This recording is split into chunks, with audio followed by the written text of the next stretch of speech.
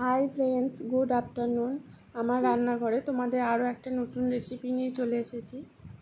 এগুলো মারাঠি, গুজরাটি এরা বেশি খায় আর কি। আমরা বাঙালিরা এরম খাবার খাই না, তো ওই জন্য তোমাদের সঙ্গে শেয়ার করতে চলে এলাম। দেখো, প্রথমে আমি বেসন ফাটিয়ে বেসনের বড়া করে নিয়েছি।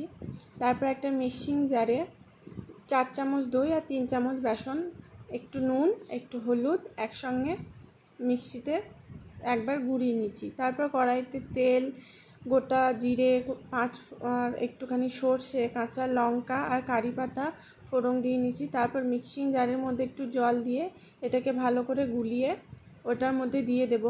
কিন্তু নাড়তেই থাকবে, না নাড়লে আবার কেটে যাবে। আর গ্যাসটা লো টু মিডিয়াম হিটেই রান্নাটা করবে, একটুও বাড়াবে না। আমি পুরো 1 লিটার বোতলের 1 বোতল জল দিয়েছি। তোমরা হয়তো ভাবছো এত জল কেন দিলাম, কিন্তু হ্যাঁ, এতটাই জল লাগবে। আর নাড়তেই থাকবে যতক্ষণ না এটা ফুটে আসে। ফুটে আসার পর তখন আর নাড়বে না, কিন্তু এটা ঢাকা দিয়ে কখনোই রান্না করবে না।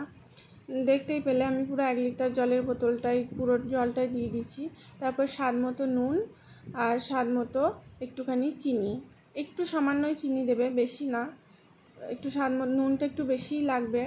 আর যারা একটু কালার আনার জন্য মানে এটা হয়ে যাওয়ার পর একটু একটা জায়গার মধ্যে একটু তেল আর একটুখানি লঙ্কা গুঁড়ো, একটু শুকনো লঙ্কা গুঁড়ো ফোড়ঙে এর মধ্যে দিতে পারো, আর একটু রসুন কুচি। আমি যেহেতু আজকে নিরামিষ খাবো ওই জন্য আমি রসুন কুচিটা দিলাম না, যেহেতু বাবু খাবে ওই জন্য লঙ্কা গুঁড়োটাও দিলাম না। আর দেখতেই পাচ্ছ আমার বড়াটা কতটা নরম হয়েছে। আর এটা পুরো নাড়তেই থাকবে। দেখো, আমি নাড়তে নাড়তে এবার একটুখানি ফুটে এসেছে। তো ফুটে আসছে, এরপরে আমি বেসনের যে বড়াগুলো করে রেখেছিলাম বেসনের বড়াগুলোও দিয়ে দেবো। তোমরা বেসনের মধ্যে পেঁয়াজ কুচি, লঙ্কা কুচি বা কোনো যে যেরম পকোড়া খেতে চাও ওরমও দিতে পারো। আমি শুধু বেসন দিয়েই বড়াটা করেছি।